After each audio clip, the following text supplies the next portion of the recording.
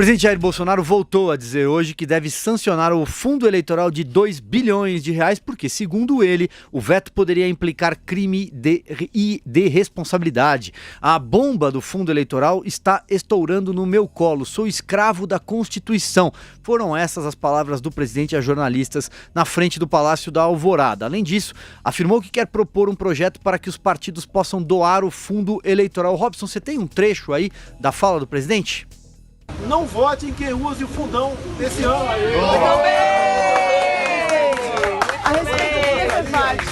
só, eu não quero briga com o parlamento, eu quero a solução para o Brasil. Verdade. Se tiver oportunidade, eu quero apresentar um projeto, o próprio parlamento é um projeto, que o dinheiro do fundão, os partidos possam usá-lo, por exemplo, para Santa Casas, para reformar uma escola, para fazer uma ponte. Isso aí. Daí sim, tá? Eu acho que estaria sendo bem usado esse recurso. Então revogue a lei de 2017. Não bota no meu colo um problema que não é meu. Não tem nada a ver com isso. Eu sou apenas executor da Constituição, das leis.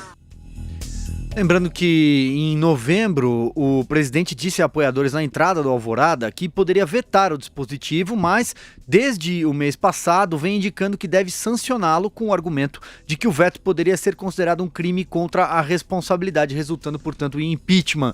Qual é a tua opinião, Fernando Conrado? Antes de entrar nesse ponto, quero fazer uma última ressalva ainda sobre o Trump lá, para deixar claro depois dessa fala do Ciro Gomes, tá? Todo mundo... A gente chegou num ponto absurdo de ver o Ciro Gomes defendendo o Irã, que é um país que não respeita os direitos humanos, não respeita o direito das mulheres, não respeita a dignidade da pessoa humana, nem nas suas execuções por crimes de morte. Então eu quero que vocês prestem muita atenção em todo mundo que vai... Porque esses momentos que existe assim um calor mundial, né? O Brasil está sempre no foco, está todo mundo querendo sempre atacá-lo de alguma forma. Então quero que vocês observem quais são as pessoas que vão preferir defender o Irã a defender o Brasil. Tá? Quais são as pessoas que vão preferir atacar os Estados Unidos defendendo o Irã a defender o Brasil. São nesses momentos que vai ficar muito claro quem são os amigos da nação, quem são os amigos da pátria, quem tem os anseios nacionais em primeiro plano e quem tem só interesses pessoais aí querendo capitalizar em cima da tragédia alheia. Esse é um momento muito bom para a gente enxergar como essas coisas funcionam e quem está de cada lado aqui nessa disputa. Por mais que eu seja uma pessoa que queira a paz mundial, fica muito claro em quem é quem nessa história. A gente entende. Dito isso, Conrado, exato. Dito isso, vamos partir agora para o fundão eleitoral. Tá, diga lá. Vamos lá. Na questão do fundo eleitoral, de fato, o Bolsonaro não tem muito o que fazer. Não vote em quem vai gastar o fundo eleitoral. Me parece algo meio utópico também dele dizer isso. É muito bonito dizer ali para as pessoas que estão ouvindo, mas também não vai funcionar, né? Porque o grande regramento do fundo eleitoral, por exemplo, o Partido Novo não utiliza o fundo eleitoral e a sua bandeira, que nós não vamos utilizar o fundo eleitoral, bibibibobó. Daí o que eles não usam do fundo eleitoral volta para o bolo e vai para o PT. Entende? Então, umas coisas que essa nossa legislação do fundo eleitoral é o seguinte, ó, quem não usa o dinheiro volta e é repassado para quem usa. Então, a gente, de fato, aí não tem uma outra saída. Não. Se alguém quiser que mude isso aí, seja a própria revogação da própria lei pelo próprio parlamento. De fato, é uma bomba que caiu no colo do presidente Bolsonaro. Adriles Jorge, vai lá.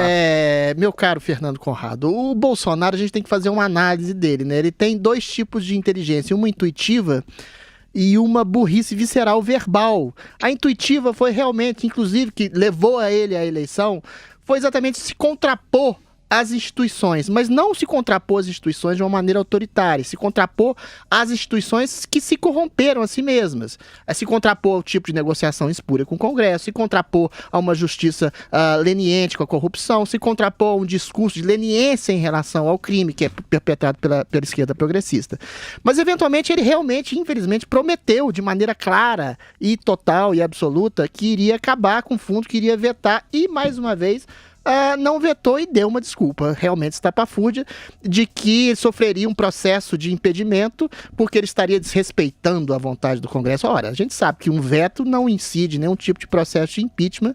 Agora, o conselho que eu daria a ele é exatamente, já que ele é um presidente transparente e sincero, de ser sincero, porque eu concordo com ele, fundamentalmente, na inconsciência dele, de saber que se ele barrar esse fundão, nesse momento, esse fundão espúrio, que novamente pega dinheiro do público para eleger político, em grande parte para roubar novamente desse público, que se ele vetasse esse fundão absolutamente espúrio, esse mesmo Congresso, em ano eleitoral especificamente, poderia retaliá-lo, poderia não, iria retaliá-lo, impedindo justamente, não votando as reformas administrativas, tributárias, as reformas essenciais ao país.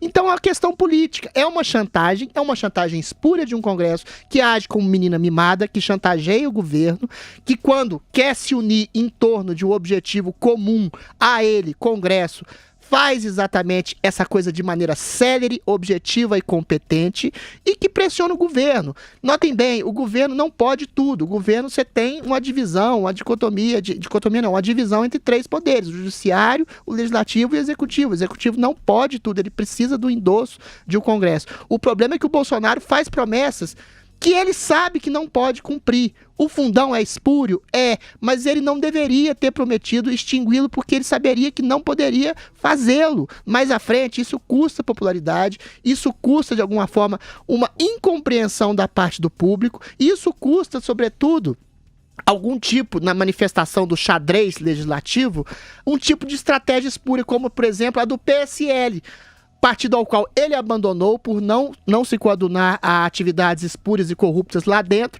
e o PSL agora faz exatamente um projeto, por exemplo, em relação ao juiz de garantia, lá que a gente sempre fala aqui, para barrar o juiz de garantia. Então, ou seja, o próprio PSL e os próprios partidos usam dessa prerrogativa de saber que o Bolsonaro, de vez em quando, escorrega numa banana, fala o que não devia fazer ou faz o que não devia fazer, para pressionar, colocar o povo contra ele de alguma forma, quando ele simplesmente poderia ter sido sincero e falar, não tem como, no caso específico, eu não aprovar esse fundo, porque senão o Congresso não vai barrar as reformas que iriam incidir no progresso do país. Juiz de garantias é tema, mais uma vez, do nosso programa, mas antes, Conrado, você tem aí uma última palavra sobre fundo eleitoral, é isso? Aí na sequência a gente fala de juiz de garantias.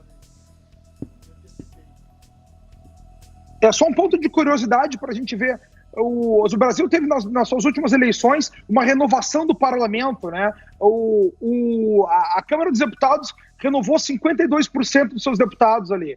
O Senado renovou 87%, se eu não me engano. E eles continuam com as mesmas tramóias, né? Que renovação é essa? Que novos nomes são esses que chegaram lá no Congresso, continuam com a mesma tramóia, votando a favor de benefícios próprios. Então é só para a gente ver que o Brasil, de fato, não tem muita saída, né? A gente tem uma renovação, mas nada muda. Eu gostaria só de lembrar que da questão da candidatura avulsa. Eu acho que se ela não pode, eventualmente, salvar utopicamente o Congresso, ela vai mudar muito no sentido dos partidos não ficarem reféns de seus caciques e das pessoas, das lideranças legítimas locais, de cidades, países, médicos, advogados, policiais que sejam, poderem entrar, exatamente fazer parte do corpo legislativo, que o legislativo deveria ser a porta de entrada, essas lideranças naturais, e não ficar refém de caciques eleitorais que querem tudo, sobretudo poder, sobretudo dinheiro para financiar as suas vontades para além das vontades da nação.